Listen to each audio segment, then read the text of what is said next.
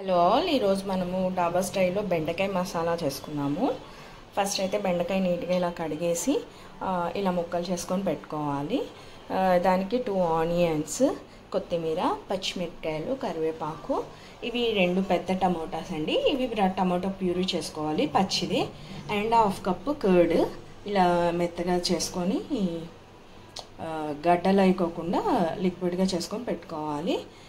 Next కళాయి పెట్టుకొనేసి కొంచెం oil వేసుకొని ఫస్ట్ ఈ బెండకాయని వేపుకోవాలి. ఎందుకంటే ఇది జిగటగా ఉంటుంది కదా, అది పోతుంది. వేపుకున్నాక నెక్స్ట్ ప్రాసెస్ చూపిస్తాను. మనం తక్కువ ఇంగ్రీడియంట్స్తో మసాలా ఇప్పుడు డాబాలో ఫాస్ట్గా చేసిస్తారు కదా, అలా చేసుకున్నాము. చూడండి, నేను బెండకాయని అయితే వేసాను. కొంచెం మనకి క్రిస్పీగా రావాలి బెండకాయలు. క్రిస్పీగా వచ్చాక తీసి పక్కన పెట్టుకున్నాము. చూడండి, బెండకాయ ఇలా వేగాలి. దీన్ని తీసి పెట్టేసుకున్నాను, అయిపోయింది. ఇప్పుడు అదే బాండ్లో కొంచెం ఆయిల్ వేసుకొని జీలకర్ర, ఆవాలు,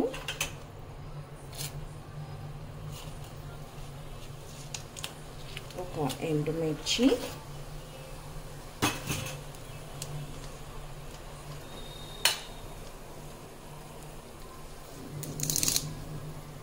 కరివేపాకు, పచ్చిమిర్చి,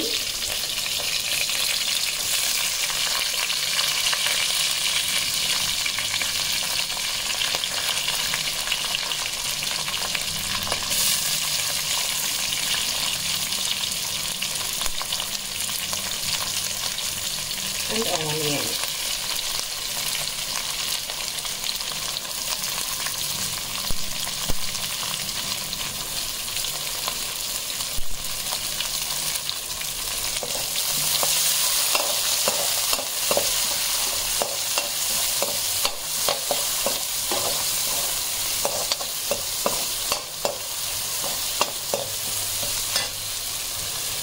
And కొద్దిగా సాల్ట్ వేసుకున్నాము, తొందరగా వేగుతుంది.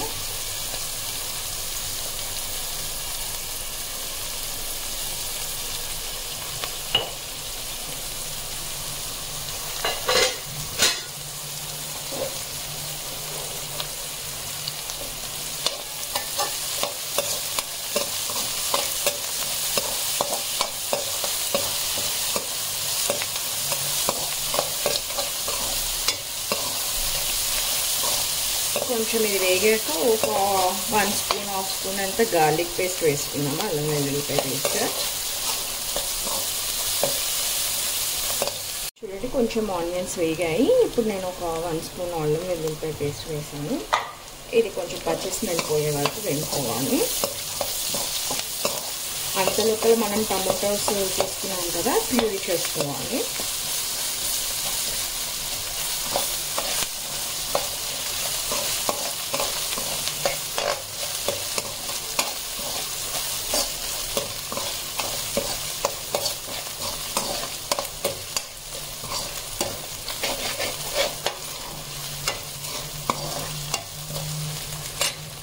ఆనియన్స్ వేగిపోయాయి. నేను టమాటో ప్యూరీ చేసేసాను, ఇది వేసేసుకున్నాను.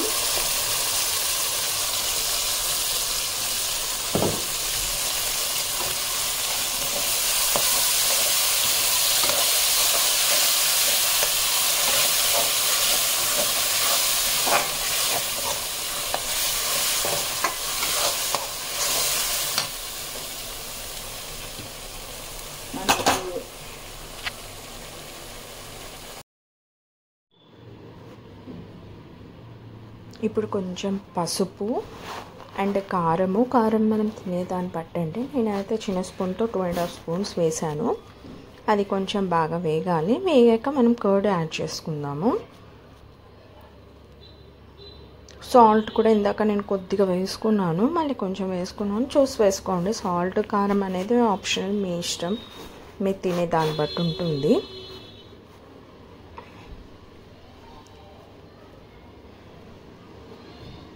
కుంభమేళ అయిపోవచ్చింది కదా, ఎంతమంది వెళ్ళారు నాకు కమెంట్ చేసి చెప్పండి. మాకు కుదరలేదు వెళ్ళడానికి. నెక్స్ట్ వచ్చే లోపల మేము ఉండము. ఇప్పుడు మనం కర్డ్ కూడా యాడ్ చేసుకుందాము.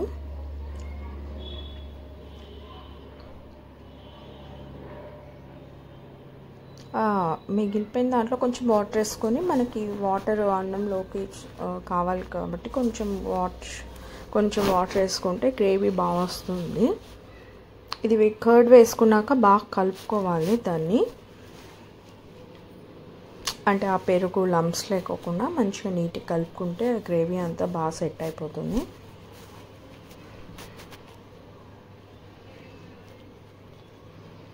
మనం బెండకాయ వేపుకున్నాము, కానీ ఉడకడానికి కొంచెం వాటర్ కావాలి కాబట్టి మనం ఈ వాటర్ వేస్తున్నాము.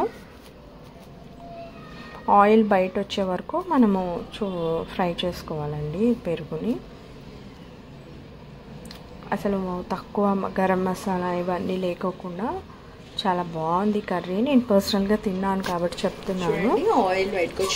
నెక్స్ట్ ఆయిల్ బయటకు వచ్చాక మనం ఈ బెండకాయ వేపేది వేసుకున్నాము, కొత్తిమీర బెండకాయ వేసేసి బాగా కొంచెం ఉడికించుకోవాలి. ఇప్పుడు కొంచెం వాటర్ పడుతుంది అనుకుంటే కొంచెం వాటర్ వేసుకోండి, సరిపోతుంది.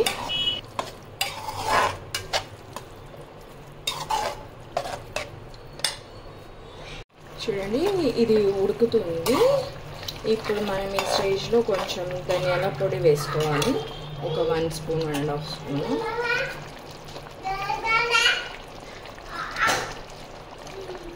అంతే, కొంచెం దగ్గర అయ్యాక ఆపేసుకుంటే సరిపోతుంది.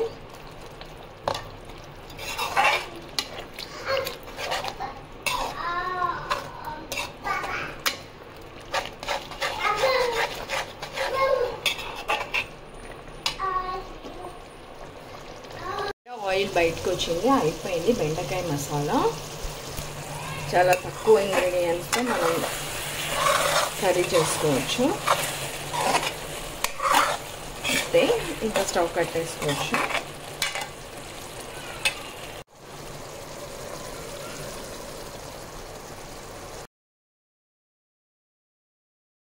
నెక్స్ట్ ఈ కర్రీకి కాంబినేషన్గా నేను పప్పు రసం చేస్తున్నానండి. దీన్ని డిఫరెంట్ ప్లేసెస్లో డిఫరెంట్గా పిలుస్తారు, కళ్యాణి రసం కూడా అంటారు.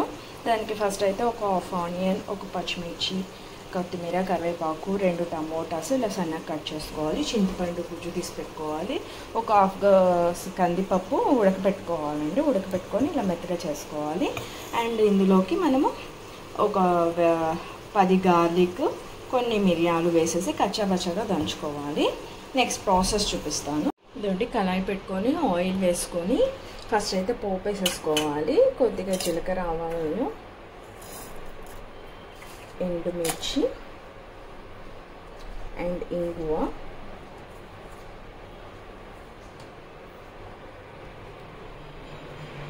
ఇదండి పచ్చిమిరపకాయ, కరివేపాకు, ఉల్లిపాయ, ఇవి కొద్దిగా వేపుకోవాలి. వేపుకున్నాక టమోటా వేసుకోవాలన్నమాట. ఇదండి ఉల్లిపాయ వేగింది, ఇప్పుడు టమోటా కూడా వేసేసాను. టమోటా కొంచెం మెత్తగా అవ్వాలి.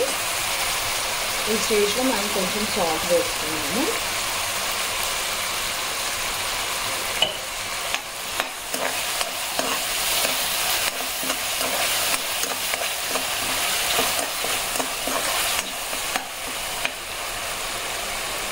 ఇది కొంచెం మగ్గించాలి. చూడండి టమోటా మగ్గిపోయింది. ఇప్పుడు మనం ఒక పసుపు వేసుకున్నాము, చిన్న స్పూను. ఇది మనకు జలుబు, దగ్గు ఉన్నప్పుడు ఈ రసం చాలా బాగుంటుంది హెల్త్కి. కొంచెం గొంతుకి తగ్గిపోతుంది కూడా, చిన్నపిల్లలు కూడా ఈజీగా తినేస్తారు. ఈ స్టేజ్లో మనము పప్పు ఉడకపెట్టుకున్నాము కదా, అదేను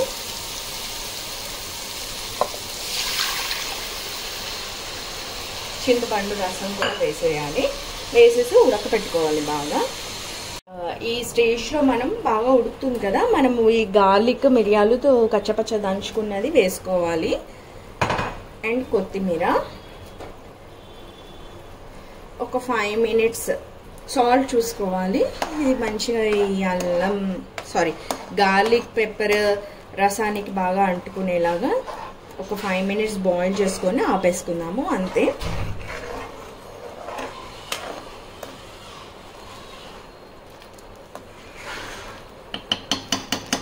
మీరు ట్రై చేయండి రెసిపీస్ని, నాకు చెప్పండి ఎలా వచ్చాయో, బాగా వచ్చాయా లేదా అనేది. Thank you all.